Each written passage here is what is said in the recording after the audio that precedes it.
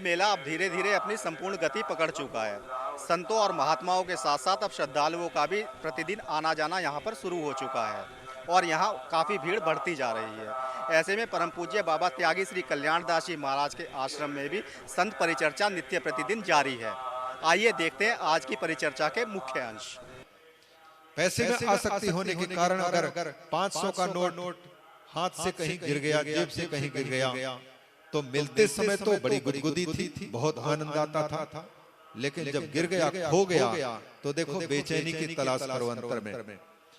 संसार की कोई भी वस्तु मिलने पर प्रसन्नता दे रही है, तो उस प्रसन्नता देने वाली वस्तु के मिलने के समय ही व्यक्ति को समझना चाहिए अभी जितनी प्रसन्नता हो रही है, इसके जाने पर कई गुना अप्रसन्नता, कई गुना दुख होगा। तो इनको सहन करने का सामर्थ्य अगर जुटाना है, कोई चीज खो जाए तो भी हमारे चित्त में कोई असर ना पड़े, ऐसा अगर चाहते हैं तो आसक्ति को छुटाने का अभ्यास है दान। हमारे पास में जो वस्तुएं हैं, हम प्रायः दूसरों को उन्हीं वस्तुओं को देने की हिम्मत कर पाते हैं जो वस्तु हमारे उपयोग में नहीं होती, अथवा हम उनको नहीं चाहते, उन वस्तु को तो दे देते हैं बड़ी उदारता के साथ में, कोई कठिनाई नहीं होती। लेकिन जो वस्तु प्रिय होती है और हमारे उपयोग की होती है, उसमें आसक्ति ज्यादा होती है। अभ्यास है और आसक्ति छूटती है, चित्त में फिर हल्कापन आता है, पवित्रता होती है। जो लोग संस्कृत भाषा के ज्ञाता हैं, उन लोगों को दान शब्द का अर्थ आसानी से समझ में आ सकता है। दान शब्द जो बनता है, यह दा धातु देने के अर्थ में आता है, और एक धातु और है, ये दईप लवने काटना के अर्थ में। जो वस्तु देकर देने पर हमारी आसक्ति को काट दे, ऐसी वस्तु को और ऐसी क्रिया को दान कहते हैं। और दान का मतलब है पहले मेरा, मेरे, मेरी, यह जो व्यवहार होता था जिस वस्तु में, अब मेरा, मेरा, मेरी ये कहने का अवसर ना आए। ये कब आज ऐसी स्थिति हो सकती जब उसको हम किसी के हाथ में समर्पित कर दिए। अब मैं वो मेरा, मेरी, मेरा नहीं कह सकते। अब जिसके पास में गया, उस व्यक्ति के द्वारा ये कहा जाएगा, ये मेरा चश्मा है, ये मेरा मकान है, ये मेरी पत्नी है, ये मेरा घर है, ये मेरा कार, मेरी कार, मेरा, मेरे, मेरी, मेरे पास में पहले था, उस मेरा, मेरी, मेरे को हमने त्याग किया और दूसरे के द्वारा मेरा, मेरी की स्थापना की। इसको संस्कृत में कहा जाता है स्वस्वत्व निवृत्ति पूर्वक परस्वत्वोत्पादनम। जटिल पड़ेगा, स्पष्ट नहीं करेंगे ज्यादा, बस इतना समझ लें कि मेरा, मेरी जो व्यवहार होता था अब उसमें नहीं रह गया। तो हमारी जो आसक्ति उसमें लगी थी, उस आसक्ति को कटने का अभ्यास है। इसलिए भले पुरानी से पुरानी वस्तु से प्रारंभ करें, फिर बाद में आते आते अभ्यास करने वाला व्यक्ति जब वस्तुओं के प्रति आसक्ति घटती जाती है, तो उत्तरोत्तर अच्छे से अच्छी वस्तु देने की हिम्मत करता है। राजा बलि की कथा आती श्रीमद् भागवत के 8वें स्कंद में। राजा बलि किसी समय पर, उस समय में शायद बिल्कुल चाराना, आज के शब्दों में कहें 5 पैसा वहां से शुरू किया होगा, बाद में क्रमशः बढ़ाया होगा और दान करना शुरू किया। तो संसार का कोई भी मांगने वाला व्यक्ति उसी के पास में जाता है जो दान करता है। मांगने वाले को पहचान में आ जाती है, चाहे ट्रेन में चाहे बस में, उसके चेहरे को पता नहीं कैसे परख लेते हैं, ये व्यक्ति दे सकता है। उसके पास में जाकर के हाथ फैलाता है, सबके सामने हाथ नहीं फैलाता।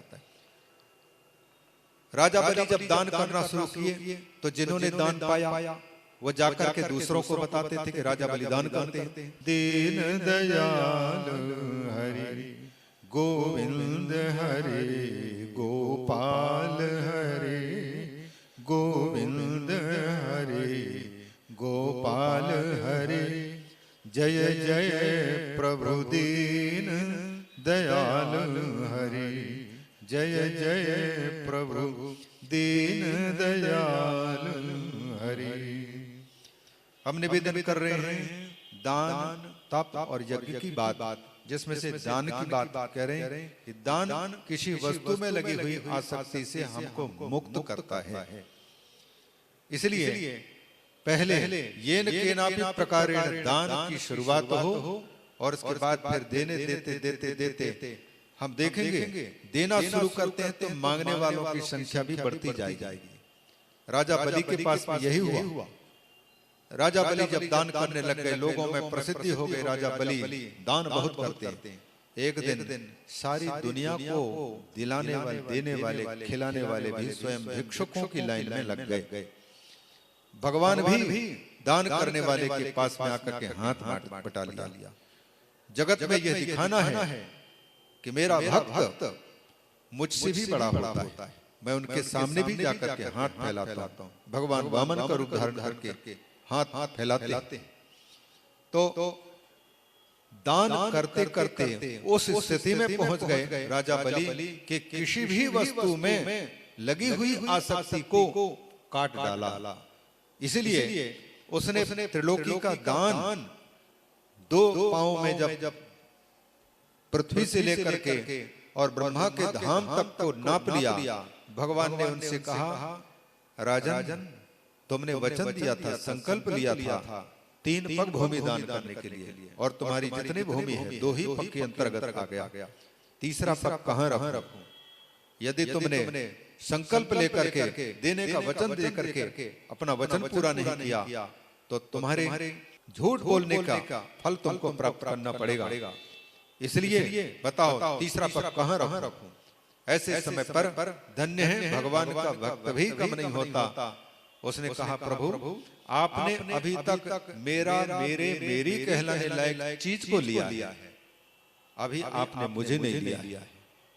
आप स्वामी को भी ले लो, स्व को तो ले ही लिए, सर्वस्व ले लिया, अब सर्वस्व जिसने समर्पित कर दिया है उसको भी ले लो, हमारे सिर पर तृतीय पग रख दो, तीसरा पग रख दो। यह अपने आप को भी समर्पित कर दिया। नवधा भक्ति के अंतर्गत यह आत्मनिवेदनम, आत्मसमर्पणम सबसे बड़ी भक्ति कहलाती है। जिसने ठाकुर को अपने जीवन समर्पित कर दिया है, अब सौंप दिया इस जीवन का, सब भार तुम्हारे हाथों में है, जीत तुम्हारे हाथों में और हार तुम्हारे हाथों में, पूर्ण रूप से भगवान को समर्पित हो चुका होता है। उसके द्वारा उसका उठना, उसका बैठना, उसका चलना, उसका श्वास लेना, उसकी हर क्रिया भगवान की पूजा में बदल जाती। प्रत्येक पूजा में गोपियां उठती हैं, बैठती हैं, झाड़ू लगाती हैं, भोजन बनाती हैं, लिपा पोती करती हैं, लेकिन चित्त में भगवान स्मरण में आते हैं। तो आत्मनिवेदन कर दिया, ये है दान, अपने आप का भी दान कर दिया।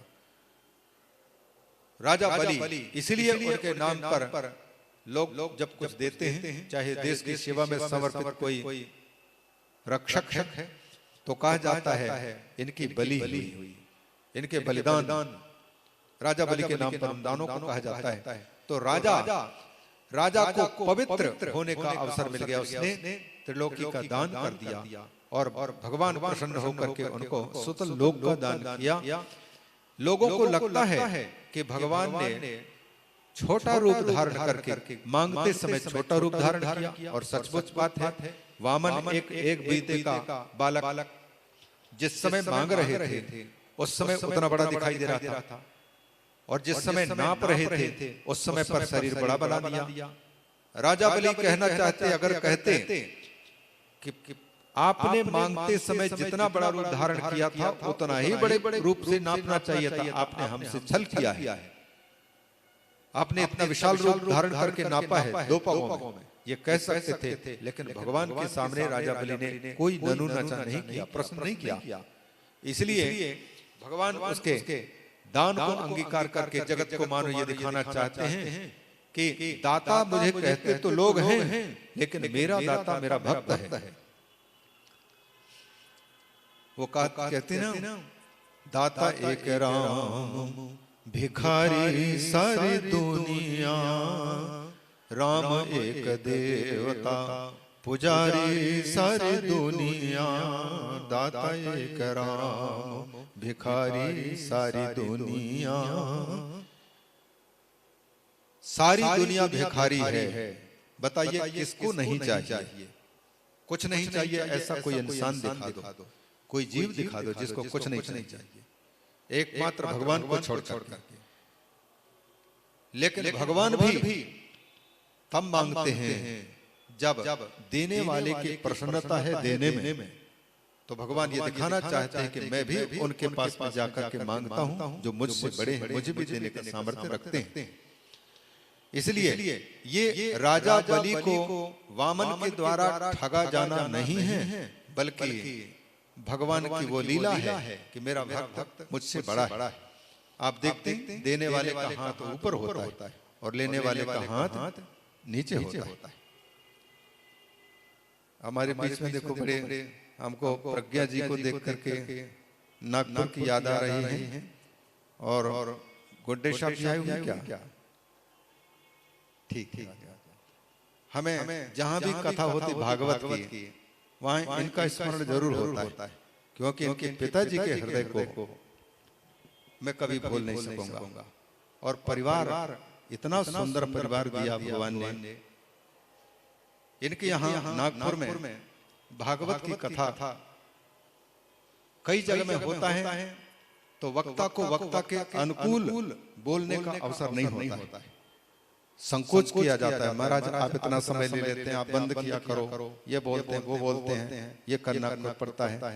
तो उस समय संकोच करके फिर वक्ता को श्रोता के अनुकूल हो करके बस जितनी बातें उसको पसंद होती हैं उतनी बातें उनको खुशामदी बातें कर करके और निकल जाना पड़ता है। पर वहां जब बंबई में कथा चल रही थी, ये गुरु गंगेश्वर वेद धाम में गुरु पूर्णिमा के अवसर पर इनके पिताजी आए थे और दीदी भी आई थी, बंबई में रहती हैं जो उस समय, और हमारे गुड्डे जी भी। उन्होंने जो कहा महाराज हमको कथा सुननी है, और कथा सुनने के प्रसंग में उन्होंने जो बात कहा हमको केवल कथा सुननी, ये बात बहुत कम कह पाते हैं। संगीत के प्रेमी होना बहुत अच्छी है, लेकिन संगीत के कारण कहीं भगवान की कथा गौण न हो जाए और संगीत मुख्य न हो जाए। आजकल की कथाओं में वैसे कहना न चाहिए, क्योंकि लोगों को लगेगा कि यह दूसरों की निंदा है, लेकिन यथार्थ बात यह है कथा प्रधान है, संगीत उसमें चटनी की भांति या अचार की भांति है। पर हम लोग तो भोजन की भांति संगीत को बना देते हैं और चटनी की भांति उसको गौण करके रख देते हैं। अब ऐसी कथा हमारी व्यथा को कैसे दूर कर पाएगी? 50 बार कथाएं होती हैं, पर न तो वक्ता को शुद्ध होने का अवसर आता है, न श्रोता को शुद्ध होने का अवसर आता है। जब संपूर्ण श्रीमद् भागवत का उपदेश किया था नारद जी को, तो नारद जी को ब्रह्मा जी ने कहा था कि बेटा मैंने नारायण के मुख से, जो अभी चतुश्लोक की भागवत सुनने वाले हैं, उसको सुनकर के कहा कि मैंने आपको विस्तार से भागवत की कथा सुनाई, अब तुमको भगवान की कीर्ति, भगवान के गुणों को लोगों को सुनाना है, भगवान को प्रिय बनाने वाली कथा सुनाने हैं। और ऐसे सुनाना कि सुनने वाले का चित्त या तो भगवान में बैठ जाए या तो फिर भगवान श्रोता के चित्त में बैठ जाए। यथा भगवती हरौ नृणां भक्तिर् भविष्यति इति संकल्प वर्णय। ऐसा संकल्प लेकर के वर्णन करो कि हमारा उद्देश्य येन केनापि प्रकारेण सुनने वाले के कान के माध्यम से शब्द बनकर के ठाकुर अंदर में प्रवेश करें और हृदय में विराजमान जो स्वयं है सर्वस्य चाहं हृदय सन्निविष्टा, सबके हृदय में बैठे हुए हैं, वो अंदर वाला जाग जाए, अंदर वाले को लगने लग जाए। नित्य निरंतर विद्यमान होते हुए ठाकुर की अनुभूति नहीं हो रही। जब यह शब्द बन करके भगवान प्रवेश करते हैं अंतर में, जब स्थान बना लेते हैं, तब अनुभव में आता है ठाकुर की उपस्थिति नित्य निरंतर है। और यह विश्वास होता है कि हमारे साथ साथ चल रहे हैं ठाकुर, इसलिए सब कुछ देख रहे हैं, मेरी सारी जानकारी ले रहे हैं। जब इस प्रकार का भाव उत्पन्न होता है, इसको कहा जाता है सख्य भाव, सखा।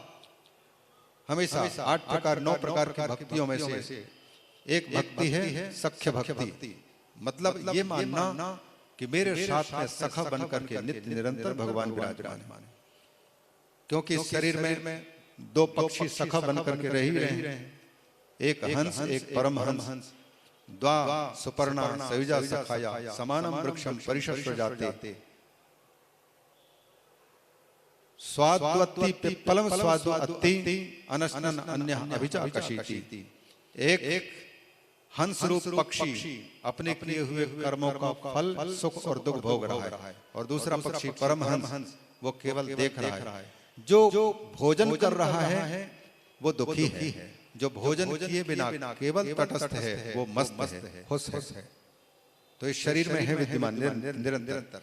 तो ये ठाकुर जो अंतर में बैठे हुए हैं उसको जगाने के लिए ये शब्द बन करके स्वयं ही ठाकुर वक्ता के मुख से कान में पढ़ करके अंदर प्रवेश करते हैं। लेकिन वक्ता भगवान की कथा कहे तो, और वक्ता स्वयं ठाकुर को अंतर में विराजमान मान करके और श्रोता के चित्त में विराजमान है, इस बात को बिना भूले जब वर्णन करता है, सुनाता है, तब जाकर के ये कान के माध्यम से धीरे धीरे अंदर में जाकर के पहले तो सफाई करता है। हमने बताया था एक कुत्ते की बात, कुत्ता भी जहाँ बैठता है तो पूंछ से झाड़ करके बैठता है, पाँव से झाड़ करके बैठता है।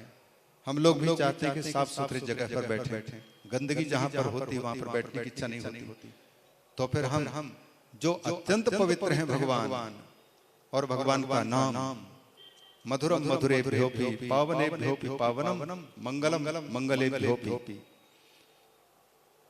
हरेर नामैव केवलम। भगवान पवित्र, और भगवान का नाम, भगवान की कथा पवित्र है। जब पहले अंतर में प्रवेश कर जाए तो पवित्र कर देती है। तो ये कथा जब प्रवेश करे पहले, और प्रवेश करके ठीक ठीक से आसन लगा सके, और आसन सब लगा सकेगी कथा जब हमारे चित्त की सफाई या तो पहले से थोड़ी बहुत हो, अथवा सुनते सुनते सुनते भी झाड़ू लगती, सफाई होती, तो ठाकुर अंतर में और भी प्रकट होने लगे। यहाँ तो भागवत के तो जो प्रारंभिक दूसरा श्लोक है उसमें वेद व्यास जी का तो ये डिंडिम घोष है कि कोई व्यक्ति भगवान की कथा सुनना चाहता है, जिस समय सुनना चाहता है उसी समय ठाकुर को प्रसन्नता हो जाती है, और वहीं ठाकुर हृदय में अनुभव में आने लग जाते। धर्म प्रोज्जित कैतवोत्र परमो निर्मत्सराणाम सताम वेद्यम वास्तवमत्र वस्तु शिवदम तापत्रयोन्मूलनम श्रीमद् भागवते महामुनि कृते किंवा परैरीश्वरः हृदि सद्यो हृदयवरुध्यते कृतिभिः शुश्रूषुभिस्तत्क्षणात्। ये अंतिम पंक्ति को देखें, वो कहते हैं सद्यः हृदय अवरुध्यते। कौन? भगवान। जब व्यक्ति सुनने की इच्छा करता है उसी समय ठाकुर आकर के रुध जाते हैं, अंदर बंद हो जाते हैं। कब? शुश्रूषु भी, जिस समय शुश्रूषु बनता है, माने सुनने की इच्छुक बनता है। लेकिन शुश्रूषा का जागना, सुनने की इच्छा का जागना एक जन्म के पुण्य के फल पर नहीं हो सकता। कहते हैं कृति भी, माने कृति का मतलब है जिसने अच्छा सुकृत किया है, पुण्य किया है, कई बार किया है, और करते करते जब चित्त को शुद्ध कर चुका हो तब जाकर के उस चित्त में भगवान की कथा सुनने की इच्छा होती। और इच्छा होने के साथ साथ फिर अनुष्ठान का होना, फिर अनुष्ठान होने के साथ साथ भगवान का वक्ता के मुख से निकलना और श्रोता का सुनना। उसके अतिरिक्त अगर कुछ नहीं हो रहा है तो विशुद्ध भागवत के वक्ता हो और श्रोता हो, परीक्षित जैसा श्रोता हो और सुखदेव जैसा वक्ता हो, निरपेक्ष, केवल अपेक्षा के नाम पर मर्यादा के प्रतीक केवल कौपीन है और कुछ नहीं। न उनको दान की अपेक्षा है, न दक्षिणा की अपेक्षा है, न मान सम्मान की अपेक्षा है। जो स्वयं ब्रह्मनिष्ठ महापुरुष हैं, सब कुछ कृतार्थ हो चुके हैं, उनको क्या अपेक्षा? वो वक्ता होता है भगवान की कथा को बोलने का अधिकारी, और इसीलिए उसके अनुभूति में सारी बातें अच्छी निकलती हैं। श्रोता भी उसी प्रकार का होना चाहिए, परीक्षित जैसा, जो सब कुछ छोड़ने को तैयार हो भगवान को पाने के लिए, मुक्ति को पाने के लिए, भगवान की कथा को सुनने के लिए। वो कथा का प्रेमी है और कथा सुनने का पात्र बनता है। और ऐसे श्रोता को भगवान सुखदेव जी जैसे गुरु मिलते हैं, परीक्षित जैसा वक्ता। वो श्रोता जब हो तो भगवान सुखदेव जी वक्ता के रूप में, गुरु के रूप में मिलते हैं। हम गुरु की तलाश करते हैं टीवी में, बाहर में, लेकिन हमारी योग्यता नहीं है तो हम गुरु को पाकर के भी नहीं पहचान पाएंगे। और योग्यता है तो गुरु को खोजना नहीं पड़ता। परीक्षित गंगा जी के तट पर गंगा के आश्रित में बैठे थे, गुरु स्वयं वहां उपस्थित हुए। खोजना नहीं पड़ा कि टीवी में देखो कौन है, किनकी ज्यादा भगत हैं, उनको हम पहचाने। तो हमारी भक्ति नहीं है, हम तो अपनी प्रतिष्ठा बनाने के लिए बड़े गुरु की तलाश में लगे।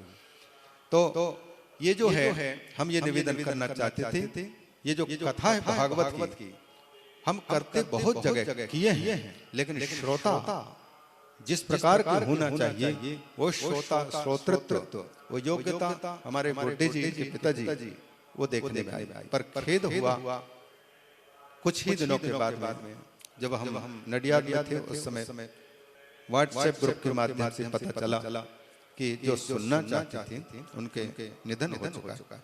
तो परिवार के लोगों ने पिताजी की इच्छा की पूर्ति के लिए भागवत कथा का आयोजन किया। और जो चाहिए किसी भी चीज में न नाम की वस्तु कुछ नहीं, पूरा परिवार इतना सुंदर।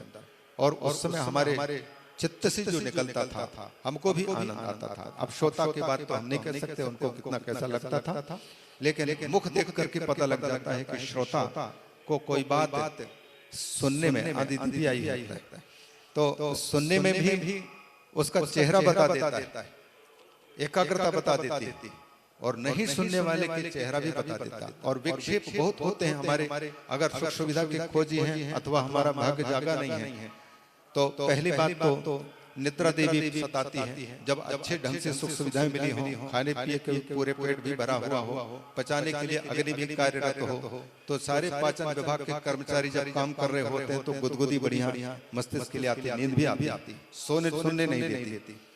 कभी घड़ी का दर्शन, तो ये कई प्रकार के विक्षेप होते हैं। पर वहां हमको खूब आनंद आया। अभी फोन से बात की तो हमको बड़ी प्रसन्नता हुई। हमने सोचा कि ढूंढ पाएंगे कि नहीं, पर उपस्थित हो चुके हैं। पूज्य बाबा जी के यहाँ पर पूज्य बाबा जी की कृपा से बहुत से भक्त हैं, कहने में हमको संकोच होता है। कभी कभी मैं गोड्डे जी की गाड़ी में बैठता था सामने के सीट में, तो छाती हमारी फूलती थी, लोग हमको देख रहे हैं। गाड़ी किसी दूसरे की, लेकिन मालिक होने का अहंकार, अभिमान, छाती फूलना किसी का हो रहा है। पूज्य बाबा जी ने तपस्या की है, इतना बड़ा आयोजन किया है, और अगर हम शिष्य बन करके हम अहंकार करें कि हम भक्त हैं, हम चेले हैं उतने बड़े गुरु के, तो हमारी कौन सी अच्छाई।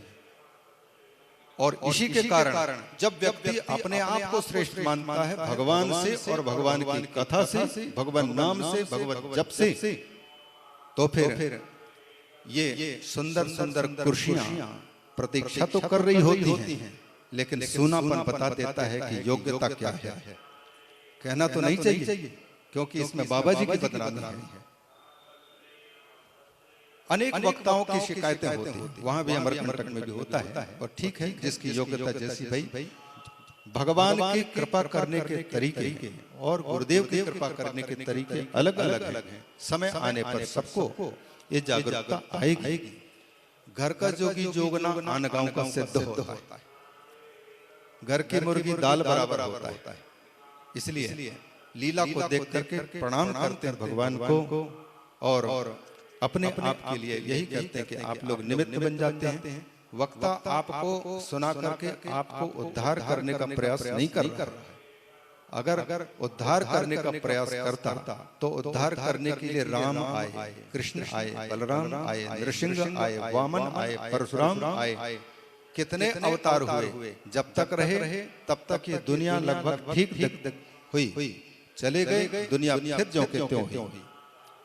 बिल्कुल वही दृष्टांत, एकदम विभत्स दृष्टांत होता है। कुत्ते के पूंछ को सीधे बांस के पुंगरी में जब तक रखते हैं तब तक सीधा होता है, और जैसे ही बांस से अलग किया तो टेढ़ापन फिर आ जाता है। गुरुदेव के सामने, संतों के सामने, अच्छे लोगों के सामने तो हम बिल्कुल सीधे साधे बहुत अच्छे दिखते हैं, लेकिन अंतर के टेढ़ेपन को समझ पाना बहुत कठिन है। हमारे बिगड़े होने का अनुमान तब होता है, स्वयं को समझना चाहिए कि हमको किसी की अच्छी बात अच्छी नहीं लगे, बुरी लगने लग जाए, किसी के कोई बात हमको सहन नहीं हो रही, तो इसका मतलब है हमारा अंतर बिगड़ा हुआ है। तीर्थ में आकर के अगर हम सुख सुविधाओं को खोज रहे हो तो तप नहीं हो पाएगा। बाबा जी ने तो कितने सुंदर व्यवस्था कर रखी है, और भक्तों ने, जिन लोगों ने अपना हाथ बटाया है, उन लोगों को पुण्य प्राप्त हो रहा है। जिनके पास पुण्य है उनके पुण्य उनके झोली में जा रहे हैं, और जिनके पास नहीं है तो या तो वो भजन करें, साधना करें, डुबकी लगाएं, भगवान की कथा सुनकर के अंतर में प्रवेश कराएं और पवित्रता की अनुभूति करें। तब तो उन आयोजकों का आयोजन करना भी, उनका धन भी सार्थक हो सकता है, वरना हम पर उत्तरोत्तर ऋण ही चढ़ता जा रहा है। तो ये चर्चा आप देखो, भगवान की कथा है, इस कथा में हम पूरी बात कर दें उसको। प्रसंग चल रहा था तो प्रसंग वसात हमारे, क्योंकि यहाँ जो बात आई ना परीक्षित की कथा, आज भी बड़ी विडंबना वहां अखाड़े में भी कथाएं चल रही हैं। हम भी कथा किए, आज 6वां दिन था आचार्य श्री को सुनाने के उद्देश्य से। तो हम निवेदन ये बीच में जो अभी आखिरी कर रहे थे कि दुनिया को सुधारने के लिए भगवान अवतार लिए, ठीक भी किया, और भगवान सुधार करके अपने स्वरूप को जब छिपा लिए तो क्या दुनिया सुधरी हुई जो कि त्यों ही दिखाई दे रही? तो दुनिया को सुधारा नहीं जा सकता। सुधारना होता है तो अपने को सुधारा जा सकता है। अगर हमारा हृदय सुधरा हुआ है तो संपूर्णम जगदेव नंदन वनम, हमारा चित्त पवित्र है, शुद्ध है, तो हर परिस्थिति सुख देने वाली लगती है। हमारा चित्त बिगड़ा हुआ है तो हमको अगर स्वर्ग मिल जाए तो स्वर्ग भी नरक लगेगा, सारे के सारे बेकार लगते। इसलिए अंतर को, स्वयं को निवेदन ये कर रहा हूं कि आपको निमित्त बना करके केवल वक्ता, यहाँ जो वक्ता होते हैं अपनी वाणी को पवित्र करते हैं और अंतर को टटोलते हैं, दर्पण में देखते हैं, तो उनके वाणी भी पवित्र और अंतर को पवित्र। वरना आपको सुनाने के उद्देश्य से अगर हम कथा करने लग जाएं तो हमारी अपेक्षा होगी बहुत से श्रोता होते तो और मजा आता। लेकिन ये अपेक्षा रख करके अगर कथा सुनाते हैं तो वो दिखावा हो जाएगा। वक्ता यदि श्रोता एक भी है, अगर नहीं है तो हमें स्थान मिला हुआ है, और भगवान की कथा करते तो हमको तो कम से कम लाभ मिल ही रहा है। भगवती पार्वती को अकेले को भगवान शंकर सुनाते रहते हैं, तो अपने आप की पवित्रता हम पहुंचे अपने जगह पर। ये जो बात चल रही थी, यज्ञो दानम तपश्चैव पावनानि मनीषिणाम, हम जिस उद्देश्य से तीर्थराज प्रयाग में आए हैं, किस उद्देश्य से? पुण्य के लालच में आए हैं। बिना पुण्य का लालच हुए कोई तीर्थराज प्रयाग में और इस कड़कती ठंड में किसी जगह पर रहना क्यों पसंद करेगा? हर एक को है पूज्य बाबा जी की सन्निधि पा करके, उनके दर्शन पा करके, उनकी वाणी सुन करके, संतों का दर्शन करके, तीर्थराज में तीर्थों का दर्शन करके, मंदिरों का दर्शन करके, गंगा में स्नान करके हम पवित्र होंगे, शुद्ध होंगे, पवित्रता आएगी। ये लालच है, तभी तो आना हुआ है। तो इस पुण्य को पाने के लिए तपना भी पड़ेगा। तप हमारे चित्त को शुद्ध करता है। कैसे? जो वस्तु अभी दान की बात जो चल रही थी, तप जिनके पास में कुछ नहीं है, दान की वस्तु भी नहीं, यज्ञ भी नहीं है, वो तपें। लेकिन जिनके पास में कुछ है वो दान करके, और दान की बात में राजा बलि की बात आई थी। तो दान हमारी आसक्ति को काटता है। कैसे काटता है? पहले हमारी कंजूसी रहती है ममता के कारण वस्तु में, फिर हम पुरानी से पुरानी वस्तु, जो कपड़ा हमारे लायक नहीं है, फटा पुराना है, तब उसको शुरू करते हैं, भैया ले, तो कोई तकलीफ नहीं होती उसमें। इसके बाद फिर दूसरी बार दान करते हैं तो उससे और आगे बढ़ते हैं, कुछ ठीक कपड़ा दान करते हैं। फिर एक समय ऐसा आता है, संत महापुरुष पूज्य बाबा जी कोई संत आते हैं, तो जो उनको पसंद है अच्छे से अच्छे कपड़ा पहले से रखते हैं और उनको उठाते हैं। अच्छी से अच्छी वस्तु का दान करने से उस अच्छी वस्तु में लगी हुई हमारी आसक्ति कटती है। इसलिए अच्छी वस्तु, कठोपनिषद की थोड़ी सी बात कह दूं। नचिकेता अपने पिता को देखा कि सर्वस्व दान करने में लगा हुआ है, विश्वजित नाम का यज्ञ कर रहा था, मैं सब कुछ जीत जाऊं। तो दान करते समय गोदान, ये पृथ्वी दान के बराबर दान माना जाता है, क्योंकि ये पृथ्वी देवी ही स्वयं गाय के रूप में उपस्थित है। जब भी संकट आता है धरती पर, तो धरती माता स्वयं गाय का रूप धारण करके भगवान से प्रार्थना करते हैं तो भगवान का अवतार होता है, विप्रधेनु सुरसंत हित लीन मनुज अवतार। तो ये धरती माता क्या बात कह रहे थे, क्या बात सुना रहे थे? गोदान। गोदान करने का फल होता है, देखो मंदिर बनाया और मंदिर में मूर्ति स्थापना कर दी, तो भगवान उस मूर्ति स्थापना करने वाले को, उसमें लगाने वाले संपत्ति लगाता है, जो उसको दूसरे जन्म में राजा का रूप प्राप्त कराते हैं। उसी प्रकार से जो व्यक्ति गोदान करता है उस व्यक्ति को भूमि दान का फल मिलता है।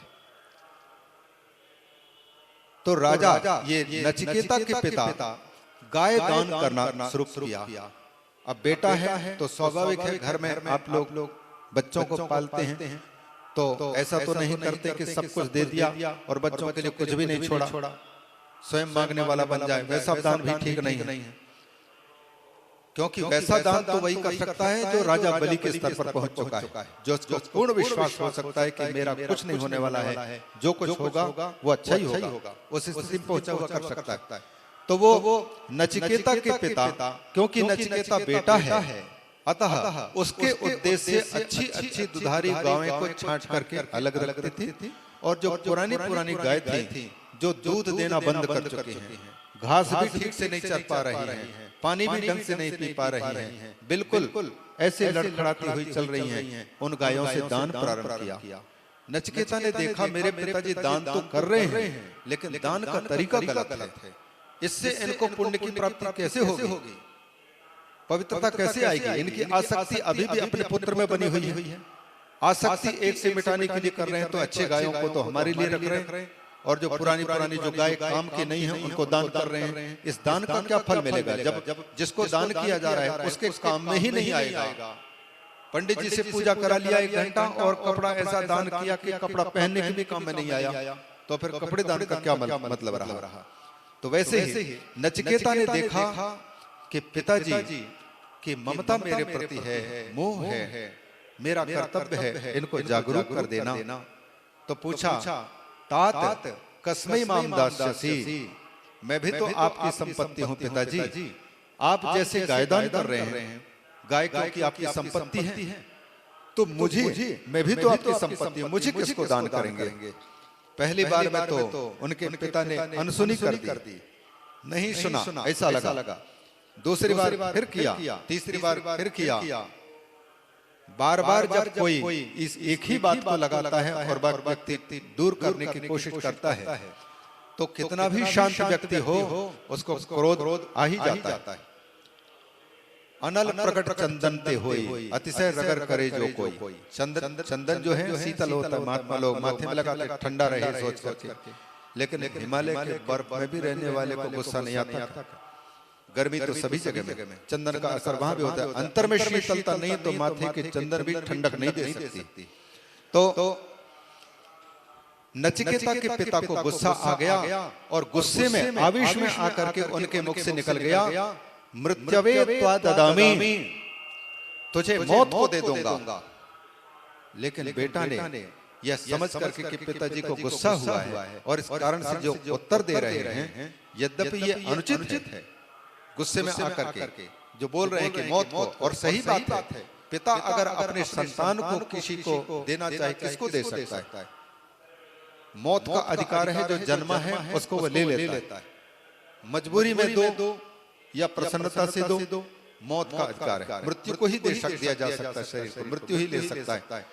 नचिकेता ने पिताजी को प्रणाम करके कहा, पिताजी आज यम देवता के मृत्यु को मेरी कोई आवश्यकता होगी, इसलिए आपने मृत्यु को मुझे दान किया है, मैं अभी जाता हूं, उनकी आवश्यकता पड़ रही होगी। तो पिताजी को परिक्रमा किया, प्रणाम किया और चल पड़े, सदैह स्वर्ग के लिए निकल पड़े वो यम के यहाँ पर। इस बात को सुनकर के एक बात प्रसंगवशात बात आ गई, इसलिए कहता हूँ। संपूर्णानंद यूनिवर्सिटी में एक इटली का एक पीएचडी का छात्र आया, उसको मिला था नचिकेता को सशरीर दूसरे लोक में जाने का, इसी शरीर से जाने का अवसर मिला। ये कैसे गया होगा? यूनिवर्सिटी में आकर के प्रोफेसरों को, वेदांत के प्रोफेसरों को पूछता फिरता था कि कठोपनिषद के नचिकेता शरीर को लेकर के स्वर्ग में गए, वो विद्या क्या है, कौन सी विधि है, कैसे पहुंचा जा सकता है, थीसिस लिखनी है। अब प्रोफेसर तो जो ग्रंथ में है उसको पढ़ा सकेंगे, जीवन में अनुभव तो है नहीं, क्या बताएंगे। तो इस प्रकार से खोज करते रहे, स्वर्ग में पहुंच के वहां 3 दिन तक यमराज की यहाँ पर प्रतीक्षा किए, क्योंकि यमराज वहां पर थे नहीं थे। तो घर की जो मालकिन है, यमराज की पत्नी, मर्यादा को रखते हुए गेट पर ही अतिथि बैठे। जब घर के मालिक आएंगे उनके साथ बातचीत होगी, जब वो घर में प्रवेश करने के लिए अनुमति देंगे, जहां ठहराएंगे वहां ठहरेंगे। 3 दिन बीत गए, तीसरे दिन जब यमराज आए तो यम की पत्नी ने अपने नाथ से कहा कि नाथ, अतिथि के रूप में ये साक्षात अग्नि हमारे घर में प्रवेश कर रहे हैं। 3 दिन से इनको कुछ मिला नहीं है। अग्नि तीव्र ज्वाला बन करके प्रकट हो रही है, और जब अग्नि ज्वाला प्रकट कर रही है तो फिर उसको शांत करने के लिए हम लोग पांव झुलाते हैं, जल देते हैं, पीने के लिए जल देते हैं। अतिथि के रूप में अग्नि आता है उसको शांत करने के लिए। तो इनको हर वैश्वोदकम जल प्रदान करके इनका स्वागत कीजिए। पत्नी के कहने के अनुसार यमराज ने पहले तो क्षमा मांगा उस अतिथि से, नचिकेता से, कि बिना खाए पिए मेरी अनुपस्थिति में आप 3 दिन तक किसी गृहस्थ के यहाँ पर रहे, हमारा बहुत बड़ा अपराध है। अगर आप बिना खाए पिए चले गए होते तो अग्नि घर में प्रवेश करके वापस जाता, मतलब जैसे कल अग्नि लगी और सारा भस्म हो गया, वैसे ही गृहस्थ के किए हुए सत्कर्म को भूखा ब्राह्मण, भूखा साधु, भूखा व्यक्ति अगर बिना पानी पाए, बिना भोजन पाए चला गया तो हमारे किए हुए पुण्य को नष्ट कर देता, भस्म करके चला जाता है। इसलिए यमराज भी डरते गए, उनकी पत्नी भी डर गई। तो उनको क्षमा याचना करके कहा कि 3 दिन तक बिना खाए पिए रहे, अपराध को क्षमा करते हुए आप कोई 3 वरदान मांग लो। इस प्रकार से ये आगे की बात विस्तार हो जाएगा ज्यादा। इन 3 वरदानों में उन्होंने पहला वरदान तो ये मांगा कि मैं आपके यहाँ से छूट करके जब अपने पिता के पास में जाऊं तो मेरे पिता का जो गुस्सा शांत रहे और पहले की भांति प्रसन्नता से बातचीत करे। यमराज ने कहा ऐसा ही होगा। दूसरे वरदान के रूप में उन्होंने मांगा, हमने सुना है स्वर्ग में सुख प्राप्त होता है, तो स्वर्ग को प्राप्त कराने वाले यज्ञ आदि क्रियाएं के बारे में हमको बोध करा दो। उस अग्नि का बोध करा दो जिस अग्नि के बल पर हमें स्वर्ग प्राप्त हो सकता है। तो वहां भी उसको भी बता दिया। और इसके बाद फिर तीसरा प्रश्न ऐसा किया जिस प्रश्न का उत्तर देने के लिए यमराज ने मना कर दिया। प्रश्न यह था कि हमने सुना है मरने के बाद, क्योंकि इस शरीर में रहने वाला किसी को दिखाई देता नहीं है, इसलिए बहुत लोगों का यह कहना है कि मरने के बाद में व्यक्ति होता नहीं, और कुछ लोग कहते हैं कि होता है। तो आप तो मृत्यु के देवता हैं, प्रत्येक जीव की मृत्यु के साक्षी हैं, आप सच बताइए मृत्यु के बाद में क्या होता है? आत्मा नाम की कोई चीज है या नहीं है? यदि है तो कहां है? पहले तो यमराज ने कहा, नचिकेता इस प्रश्न को लेकर के हमारे पास में पहले देवता लोग कई बार आ चुके हैं, लेकिन मैंने उनको वापस कर दिया। इसलिए क्योंकि बोलने वाला बताए तो बताए कैसे, और सुनने वाला सुनेगा तो सुनेगा कैसे उसको।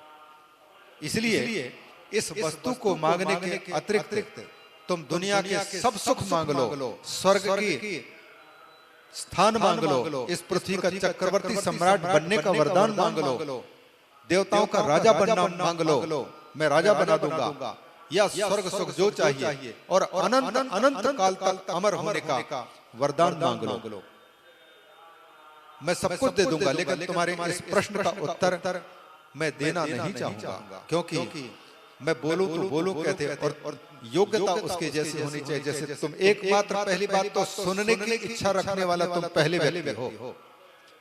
ये देखो परीक्षा है, गुरु के पास में कोई घर से भाग करके आया हुआ बालक साधु बनने की इच्छा से उपस्थित हुआ है, पहले उसको सेवा कार्य में लगाया जाता है, उनको प्रलोभन दिया जाता है, टीवी दे दो, सुख सुविधाएं दे दो। अगर वो सच्चा साधक होगा तो उन सुख सुविधाओं में लटकेगा नहीं, और अगर सच्चा साधक नहीं है, साधु बनने के लिए उद्देश्य से नहीं आया, महात्मा के संपत्ति को देख करके या महात्मा के भक्त बहुत हैं इसलिए सबके बीच में मैं भी सम्मिलित हो जाऊंगा, इस उद्देश्य आया है, तो वो साधुता को प्राप्त नहीं कर पाएगा। कठिनाई है साधना, ये परीक्षाएं होती। भगवान के स्वरूप को, आत्मा के स्वरूप को समझने के लिए भी दुनिया के प्रलोभनों को जो छोड़ सकता है उसको आत्मविद्या की प्राप्ति होती है। यमराज ने नचिकेता को उपदेश अंत में किया है, जब स्वर्ग का प्रलोभन भी उसको डिगा ना सका, लालच ना डिगा सका। हमारे गुरुजी आज भी बोल रहे थे कि देखो बेटा, तुमको हम मंडलेश्वर बना देंगे लेकिन तुम लालच छोड़ दो। तो हमको जो मैंने कहा गुरुजी लालच ही नहीं होगी तो मैं कथा भी नहीं सुना पाऊंगा। लालच इसलिए भगवान की कथा मिल जाती। ठीक है, आपकी आज्ञा है। तो हमने तो पूछा नहीं, लेकिन महापुरुषों का निर्देश होता है। देखिए, अगर हमारे शिव पालन हो सकता है तो कोई ना कोई अच्छा ही होगा। है तो मजाक वाली बात, हंसी वाली बात लगती है कि मंडलेश्वरी के लालच के कारण हम दूसरे लालच को छोड़ें, मुक्ति के लालच के लिए हम दूसरे घर के सुख सुविधा के लालच छोड़ें। ये तो होता है, आखिर में लालच तो लालच है। लेकिन ऊंचे स्थान को पाना है, मुक्ति को पाना है, तो मुक्ति के लालच वास्तव में लालच नहीं है। मुक्ति के अतिरिक्त संसार की जो वस्तु पाना चाहते हैं लालच वो है। ऊंचे स्थान पर पहुंचने के लिए सर्वस्व छोड़ना पड़ रहा है, तो वो ऊंचे स्थान की प्राप्ति के लालच के अंतर्गत नहीं होता है। राजा परीक्षित भारत के चक्रवर्ती सम्राट पद को छोड़ा है केवल भगवान की कथा और भगवान के स्वरूप को पाने के लिए, मुक्ति पाने के लिए, तब वो पात्र बना है। तो ये भगवान, ये बातें चल रही थी, अभी फिल्म से प्रसंगांतर हो जाते हैं, लेकिन भगवान की कथा तो दान की बात, तप की बात और यज्ञ की बात। यज्ञैर दानैर तपोभिश्च दैवीयम क्रियते तनु। ये जो स्थूल शरीर है और स्थूल शरीर के अंदर में सूक्ष्म शरीर जो 17 तत्वों का है, बाहर के शरीर को तो आप साबुन से, मिट्टी से, जल से, अग्नि से, पवन से, इनसे आप पवित्र करते हैं। पवन पवित्र करता है, गंदगी को दूर ले भागता है। जल भी पवित्र करता है, बर्तन मान दिया जल से धुला, शरीर को धुल लिया जल से साफ कर लिया। पृथ्वी की मिट्टी लगाई तो पृथ्वी, जल और अग्नि, और इनके बाद में पवन, ये पवित्र करते हैं। तो पवित्र करने के लिए इन बाहर के शरीर को तो इनसे कर सकते हैं, लेकिन इन्हीं पंच तत्वों से बना हुआ जो सूक्ष्म शरीर है, उस सूक्ष्म शरीर को पवित्र करने के लिए पंच प्राणों को, पंच ज्ञानेंद्रियों को, पंच प्राण कर्मेंद्रियों को और मन बुद्धि चित्त अहंकार को, इनको पवित्र करने के लिए कौन से जल इन पर चढ़ाओगे? वहां तक पहुंचने वाला यदि कोई जल है तो भगवान के मुख से निकली हुई विष्णुमुखी गंगा का जल ही, जो भगवान की कथा रूपी जल है, वो जब कान के माध्यम से अंदर में प्रवेश करता है, अंदर को ठीक करता है, वही है यज्ञ दान तप। तो ब्रह्मा जी की बात चल रही थी आपके आने के पहले कि ब्रह्मा जी तप किया, तप करने पर भगवान अपने वैकुंठ का दर्शन कराए। दर्शन कराने के बाद में ब्रह्मा जी से भगवान नारायण ने कहा कि तुमने तपस्या की और तुम्हारी तपस्या से प्रसन्न होकर के मेरा ये रूप देख पा रहे हो, लेकिन याद रहे यदि तुम कहोगे कि मैंने तपस्या की इसलिए भगवान का दर्शन प्राप्त किया, तो तुम फिर से तपस्या करने के पहले जैसे थे वैसे ही हो जाओगे। मतलब क्या हुआ? हम यदि कोई सत्कर्म कर रहे हैं और सत्कर्म मैंने किया, अगर ये भाव आता है तो हमने सत्कर्म करने का फल ही से अपने आप को वंचित कर लिया। ये कृपा है भगवान की कि हमसे कोई सत्कर्म करवा ले रहे हैं। ये कृपा है भगवान की कि हमसे दान करवा ले रहे हैं, यज्ञ करवा ले रहे हैं, तपस्या करवा ले रहे हैं, यहाँ उपस्थित करवा दे रहे हैं। ये उनकी कृपा है। ये भाव यदि आएगा तो अहंकार नहीं आएगा। ब्रह्मा जी को भगवान ने कहा तुम्हारी तपस्या के प्रभाव से मैं यहाँ दर्शन दिया हूँ। तो ये तो भगवान की विनम्रता हुई। लेकिन भगवान कहते हैं इसको जान करके सुन करके कहीं तुम अभिमान मत कर लेना कि मैंने तपस्या की है इसलिए भगवान मुझे दर्शन दिए। ये भाव रखोगे तो तुमको अभिमान आएगा। पहली बात, तपस्या करने की इच्छा का जागरण किसने किया? यहाँ आने की इच्छा को किसने जगाया? प्रत्येक इच्छा को जगाता है हमारी वासनाएं जगाती है। जैसी वासना होती है उस वासना के अनुसार जागती है इच्छा। यहाँ से घर जाने की इच्छा या घर से तीर्थ में आने की इच्छा, किसी को बिगाड़ने की इच्छा, किसी को अच्छे करने की इच्छा, सत्कर्म, 3 प्रकार की वासनाएं होती हैं, उनके अनुसार इच्छा का जागरण होता है। अच्छी वासना भगवान की कथा की ओर, भगवान के भजन की ओर प्रेरित करती है, इच्छा को जगाती। और बुरी वासना भगवान को कल पर छोड़ती है, कल कर लेंगे, बाहर ले जाती है। ये बुरी वासना, जैसे हिरण्यकशिपु, हिरण्याक्ष, दूसरे के लूटो खसूटो, बाहर बहिर्मुखी करती। ये असद वासना, एक मिश्र वासना होती है। कभी तो अच्छे कर्म करने की इच्छा होती है, कभी बुरे कर्म करने की इच्छा होती है। तो ये सत्कर्म, ये सद्वासना, असद्वासना, मिश्र वासना, 3 प्रकार की वासनाएं। तो ये इच्छा जो जागी है ब्रह्मा तपस्या करने की, इस इच्छा को किसने जगाया है? किसकी प्रेरणा है? बिना अंतर्यामी की प्रेरणा के कोई तपस्या भी नहीं कर सकता, कोई दान भी नहीं करता। दान करने की इच्छा ही नहीं जागने देंगे भगवान, तपस्या करने की इच्छा को ही नहीं जागने देंगे, यज्ञ करने की इच्छा को ही नहीं जागने देंगे। तो इच्छा शक्ति, क्रिया शक्ति, ज्ञान शक्ति स्वरूपिणी भगवती राजराजेश्वरी अथवा भगवान, ये जो इच्छा रूपा भगवती है, ज्ञान रूपा भगवती है, क्रिया रूपा भगवती है, या भगवान है, वही इनको जगाते हैं। ये पूर्व जन्म में हमारी वासनाएं बनी हुई है, संस्कार बने हुए हैं कर्म से। जैसे आज चाय पिया, पहली बार चाय पिया, तो हमको पहले चाय पीने पर चाय के स्वाद का पता लगा। दूसरे दिन चाय पीने को फिर समय हुआ तो चाय पीने के लिए हम उत्सुक हो गए। तीसरी बार फिर पिया। ऐसे पीते पीते, चाय पीते पीते ऐसी चाय की आदत बन गई कि सवेरे उठते ही पहले चाय चाहिए। और चाय 1 किलोमीटर दूर भी दुकान में अगर मिल रही है तो चाय की इच्छा होने पर इस 1 क्विंटल शरीर को घसीट करके वहां ले जाना पड़ रहा है। ये चाय पान की वासना कब बनी है? हमने पहले चाय का टेस्ट किया। बच्चा जन्म लेते ही किसी ने उसको दुग्धपान करना, स्तनपान करना कोई नहीं सिखाता, लेकिन अनंत जन्मों के संस्कार, वासनाएं उसके बनी पड़ी हुई हैं। इसलिए जन्म लेते ही माँ के स्तन पर माँ बच्चे के मुख को लगाती हैं तो दूध पीने लगता है। ये वासना पहले की, उस वासना के बल पर उसको पीने का भी ज्ञान और पीने की इच्छा का जागना, ये सारे के सारे होते हैं। भगवान की कथा में उपस्थित होने की इच्छा जो जागती है, यह आपके आज के पुण्य का प्रभाव नहीं है, अनंत जन्मों में किए हुए सत्कर्मों का फल उदित होता है। तब जाकर के भगवत चर्चा, भगवान के भजन की इच्छा या तप करने की, दान करने की, जो सत्कर्म कहलाते हैं, उन सत्कर्मों को करने की इच्छा जागती है। और इसके बाद फिर उस इच्छा को कर पाता है व्यक्ति। ये भगवान की अतिशय कृपा होती है। इसलिए ब्रह्मा जी को कहते हैं तुमको तपस्या करने की जो इच्छा उत्पन्न हुई थी, ये मेरी ही प्रेरणा थी। लेकिन तुम यदि कहोगे, सवेरे सवेरे नाम नहीं लूंगा, हमारे जहाँ ठहरते वहां पर 2 संतों के सवेरे सवेरे, एक को प्रारब्ध को लेकर के और एक बाबा जी के कृपा को लेकर के आपस में थोड़े से सवेरे सवेरे मंगलाचरण हो गया। उसमें एक कहता है ये हमारा भाग्य था, हमारा प्रारब्ध था, इसलिए हम यहाँ आकर के हम सुख भोग रहे हैं। बहुत अच्छी बात तो है।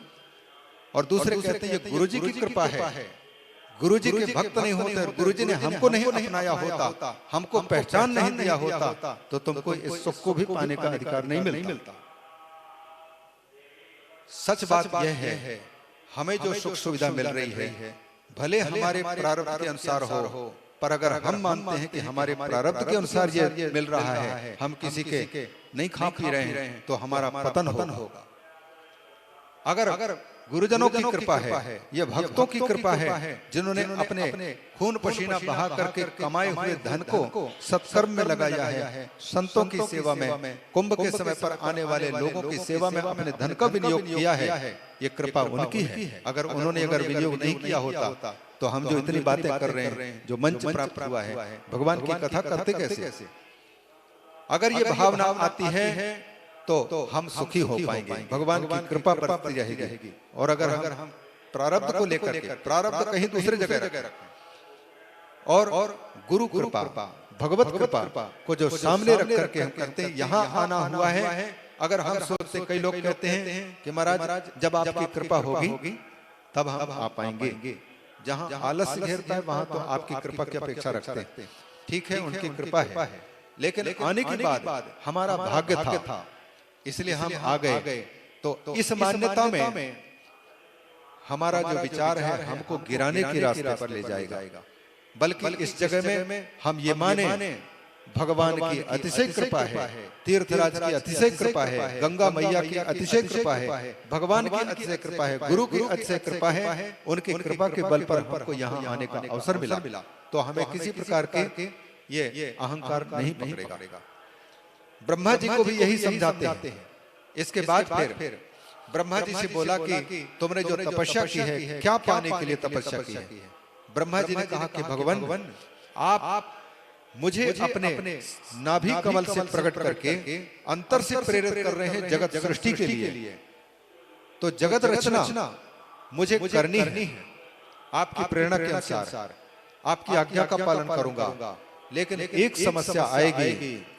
अगर परम विरक्त संत भी कहीं कुटिया बनाता है तो वो संत समझता है मैंने ये कुटिया बनाई, और कुटिया बना ली, आश्रम बना ली, कोई भी घर व्यक्ति बनाता है रहने के, मनुष्य की कृति उसको बांधती है, बंधन का हेतु है। क्यों? क्योंकि मैंने बनाई। और जहां भी जाते हैं तो फिर यही बंधन हमको खींचती है। ब्रह्मा जी कहते हैं जब एक छोटी सी कुटिया बनाने वाले विरक्त संत को तीर्थ यात्रा में निकलने के बाद उसको कुटिया बांधती है, खींचती है, तो फिर इस पूरे दुनिया के मकाल को बनाऊंगा, कहीं मुझ में भी ये अभिमान ना आ जाए कि मेरी कृति है। बस मेरा भाव निरभिमान रहे, ऐसी कृपा कर दो। तो उसके उपाय के रूप में हम सबको ये सोचना चाहिए, 4 श्लोकों में जो उपदेश किया है ये पूरे शास्त्र का निचोड़ है। जीव जगत जगदीश माया, इन 4 का स्वरूप बता करके जो श्लोकों का भाव है, इन 4 मंत्रों में अहमेवासमेवाग्रे के द्वारा प्रकट करके ब्रह्मा जी से कहा कि ब्रह्मन अगर तुम अपनी कृति से बंधना नहीं चाहते हो, अभिमान से बचना चाहते हो, तो नित्य निरंतर इस जगत के रचयिता को बारे में विचार करो। सबसे पहले ये सब कुछ है, इसके पहले कौन था, अभी कौन है और अंत में कौन बचा रहता है, उसकी खोज करना, उसके चिंतन करते रहना। तो तुम्हारी जो भी क्रिया होगी वो क्रिया तुमको बांध नहीं सकेगी। दूसरी बात, उस परमात्मा की छाया रूपा जो माया है, उस माया का चिंतन करते रहना, क्योंकि वह सबसे जादूगरनी है। उसका कमाल ये है, जो है उसको देखने नहीं देती, जो नहीं है उसको दिखाती है। यहाँ पर सबके सब उपस्थित हैं, मूल रूप से परमात्मा के अतिरिक्त कुछ नहीं है सबके रूप में, लेकिन हम उसको देख नहीं पा रहे हैं। और जो शरीर पहले नहीं देखने को मिल रहा था, बाद में भी देखने को नहीं मिलेगा, केवल बीच में दिख रहा है, ये असत है, होते हुए भी नहीं है। जो नहीं है उसको हम सत मान करके चल रहे हैं, दौड़ रहे हैं, ये माया दिखा रही है। जासु सत्यता तेज माया, भास सत्य इव मोह सहाया। ये शरीर बिल्कुल सच लग रहा है, किस लिए? क्योंकि इस सत्य के पीछे परम सत्य कोई विराजमान है। अगर उस परम सत्य का अस्तित्व या उसके साथ संगति छोड़ दो, फिर वो शरीर को स्पर्श करने पर नहाने की आवश्यकता पड़ती। जब तक परमात्मा की उपस्थिति की प्रतीति है तब तक यह पवित्र है, चरण छूते सब है। प्राण निकल जाने के बाद में अपवित्र माना जाता है। तो ये इस नकली को असली और असली को नकली दिखा दे, उसका नाम है माया। और माया ही ये सारे जगत को दिखा रही है। जो है नहीं वास्तव में। और ये वेदांत का विषय की गहराई पर नहीं जाएंगे, क्योंकि डर लगता है, वो डर इसलिए लगता है क्योंकि व्यर्थ चला जाएगा। उसके लिए काफी तैयारी, कई बार कम से कम 1008 बार अगर ठीक वक्ता के मुख से, उच्च कोटि के वक्ता के मुख से और उच्च कोटि का श्रोता बनकर के भागवत सुन चुके हों, तब जाकर के इन चतुश्लोकी में जो बात कही गई है उसके स्वरूप को थोड़ा बहुत समझा जा सकता है। क्योंकि ये सब सिर्फ उड़ने वाली बातें होंगी। जो शब्द पहली बार सुनने में आते हैं वो प्रवेश ही नहीं करेंगे, टक्कर मार करके बाहर भाग जाएंगे। तो ये चतुश्लोकी भागवत का भगवान ने ब्रह्मा को ना उपदेश दिया, इसलिए हम पहले कह रहे हैं ये भागवत महामुनि कृत।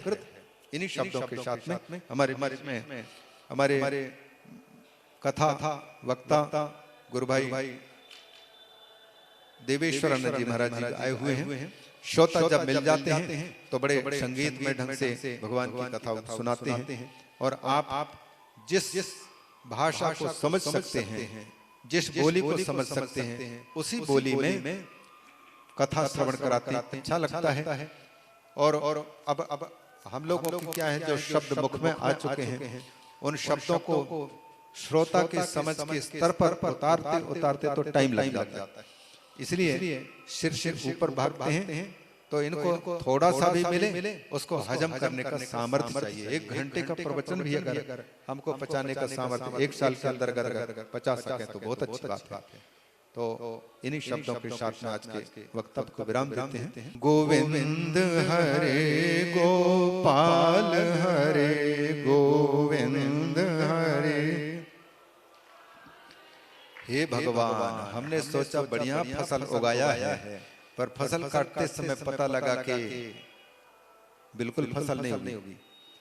भगवान का नाम थोड़ा गोविंद हरे गोपाल हरे गोविंद हरे। जय जय प्रभु दीन दयाल हरे, जय जय जय जय प्रभु दीन दयाल हरे, जय जय प्रभु। गोविंद हरे गोपाल हरे गोविंद हरे गोपाल। जय जय प्रभु दीन दयाल हरे, जय जय प्रभु दीन दयाल हरे, जय जय प्रभु दीन दयाल हरे, जय जय प्रभु दीन दयाल हरे। बोलिए श्रीमद् भागवत महापुराण की जय। तीर्थराज प्रयाग धाम की जय। पूज्य बाबा जी महाराज की जय। सब संतों की जय, सब भक्तों की जय।